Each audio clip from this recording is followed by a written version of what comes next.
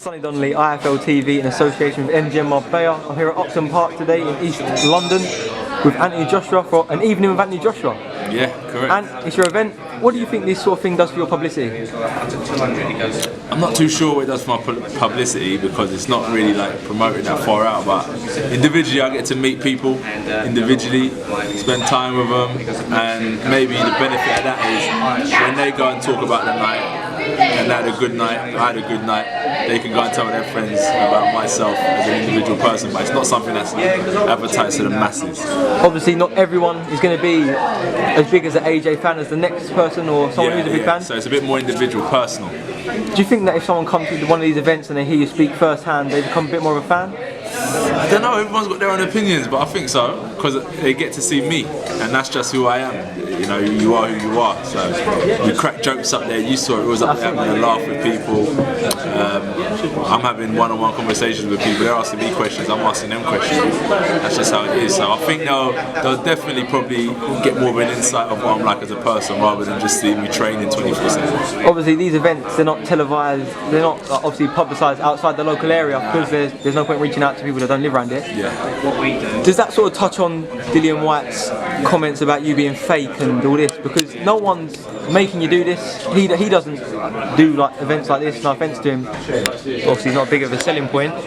So do you think it like touches on it that you're not fake and that you do this stuff for the fans? I think there's nothing fake about providing for your family, you know, earning a righteous living, doing something you're passionate about, and meeting up with your supporters now and again in an evening when we're a month away from a fight. So I think that it's real good, you know, so I don't think that there's nothing fake about that. So I don't know what he means when he says it, but if that's what he wants to say, I can't control his mouth. We haven't spoke to you since the comments he made about your name. Tonight was an evening with Anthony Joshua and not an evening with FEMI or whatever he said your name was. What does he mean by that? And can you explain? Because you did explain to me off the camera that your middle name is. My name on my birth certificate is Anthony Oluwafemi Olasheni Joshua. My family are from Nigerian descent. God bless, mate. I've got the same second name actually. So my family from Nigerian descent. So my family might call me Femi, but when you register your name on the British Border Control, you register as Anthony Joshua as it comes up on my birth certificate. So I don't know where the Anthony or Femi thing comes on or where it's a fake name. As I said, on my birth certificate it says the name, so when I register my name with the British Border Control and other registry applications, I have to put down my correct information, which is Anthony Joshua. It's a bit like tonight, obviously Lee and who's running this show, John Wayne Hibbert is a close friend of his name is Wayne Hibbert, but he's down as John Wayne Hibbert because that's what he uses his name, so it's the exact same thing. Listen, John Wayne Hibbert, Anthony or Femi Joshua, it's all irrelevant at the end of the day. When you look at the bigger picture, we're talking about shit that has no real relevance. It's true. Coogan has been out in Austria this week with Dillian. Did you see any of the interviews that he's done? Unfortunately I haven't, and I don't think I will. He hasn't said much this week, to be fair. He's just been talking about himself. He hasn't had much to say. Seriously, he's been quite respectful. It's funny. Maybe the fight's drawing closer and he's really considering what he's been saying. God knows. Maybe. Who knows? I don't know. As it's coming closer to the fight, how can you see the fight going for yourself? It is what it is, boy. Man can come out, you know what I mean, a bit rough and ready. I can come out a bit more cautious and box. Who knows? It's the AJ that wants to turn up, the AJ that wants to perform. And how's training going for you? I love training, man. You know, it's a lifestyle. Got to get that rest in. But there's nothing like fight night, is there? Training's always good. I train all year round. So, you know, you know what it is with training, like you just keep yourself locked in, don't you? So when you're locked in the zone, nothing can distract you. You've been around me training, you've seen the work we put in, and once we start there's no stopping, and that's it, and that's the mentality I'm in now, and that's how it will be for the next 4 weeks. I mean, a lot of heavyweights, when you look at them, they look a bit, what's the word, podgy, a bit fat. A lot of it's to do with genetics. Yeah, well. Of course, yeah. Genetic makeup. What do you think makes you so big and so muscly and strong at the weight? Genetics again.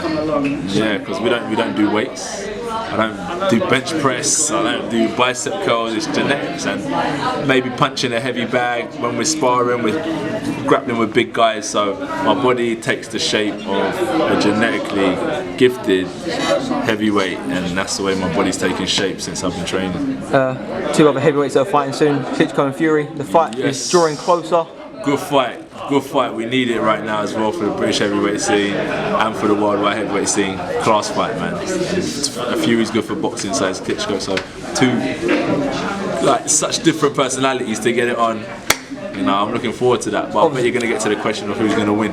Not that yet, but obviously as the fight is drawn closer since Klitschko pulled out last time, they haven't seen each other. So Klitschko hasn't had the talk and the shouting he usually does at the press conferences.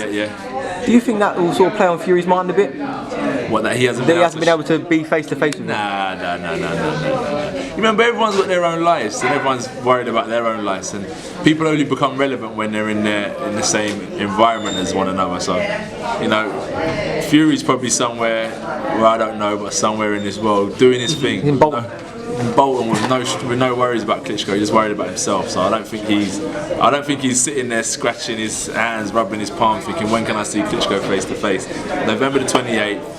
They're fighting, and that's when you'll see him, and that's when it really matters. He's not. I don't think he's too worried about a press conference. If someone said to you, "All right, Anthony, already?" Yeah. Straight away. If you had to fight one of them. I was to fight one of them. Yeah, that's what I was going to ask. So you jumped to conclusions, then you shouldn't do that. You lie. You just want to look smart. That's what you're doing. Klitschko win for me. If I was to fight one of them. Klitschko, of course, he's got the belts. It makes more sense. I like Fury, man. I'd love to fight Fury. I like Fury because it's a big fight for the UK, and we ain't got to travel nowhere. We can get it on in England, so that'd be a real good fight. Well, we'll see what happens. But I want what Klitschko has. You know what I mean? So it's a bit of a catch-22. Well, we'll see who has it after February the 28th. Yeah. And Could be anyone. I've got to focus on mine. And of course. If I become don't overlook it. Nah, no way. But it'll be good to become British champion, then I can look on to bigger things. All right then, mate. Well, best of luck in the rest of the training camp, and best of luck on the night. I'm sure I'll catch up with you before. Thank you, bro. But until then, stay hungry. Stay humble. And thanks for coming to IFL TV.